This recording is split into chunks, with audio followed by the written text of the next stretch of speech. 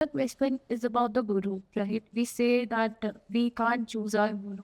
The Guru chose you. These are all fables created by people. Don't believe in them. You can choose your guru, but you should test properly before you choose. Go to a couple of places, see how it works, and so on.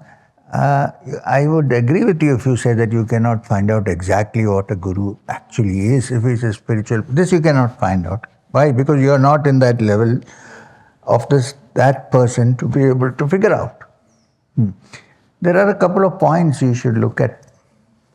One is the Guru looking for his own advantage, or is he wants to give you something? One. Second, is he asking you to sign checkbooks? Two. Third, is there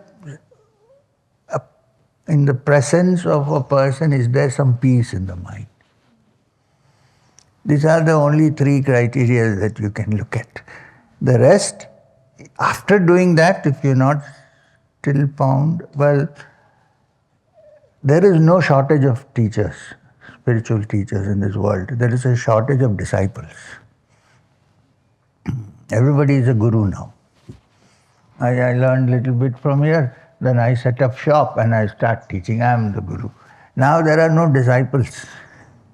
So real teachers are desperately looking for a good student. So you need not worry about that. There I agree with you that the Guru will find you. I know that in my case.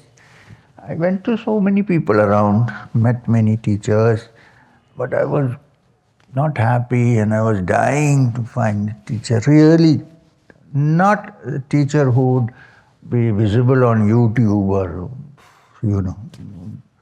or dance till he dies or something like that. But a real teacher I was looking for. And I was looking around and seeing nobody like that in my field. There might have been, but I didn't find any. And I was every night crying for this. And when Maheshwarnath Babaji came,